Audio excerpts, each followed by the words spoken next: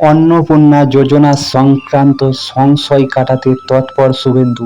গুজবে কান দেবেন না, বাড়ি গিয়ে ফর্ম পূরণ করবেন সরকারি প্রতিনিধি, এই বললেন শুভেন্দু অধিকারী। ভিডিওটি আপনারা কেউ স্কিপ করবেন না, শেষ অবধি দেখুন। মুখ্যমন্ত্রী শুভেন্দু অধিকারী অন্নপূর্ণা যোজনা সংক্রান্ত সংশয় নিয়ে কি বলতে চাইছে আমি আপনাদের পুরোটা পড়ে শোনাচ্ছি। পশ্চিমবঙ্গ রাজ্য সরকারের ওয়েবসাইট থেকে পড়ে শোনাচ্ছি, আপনাদের পুরো ভিডিওটি দেখতে থাকুন।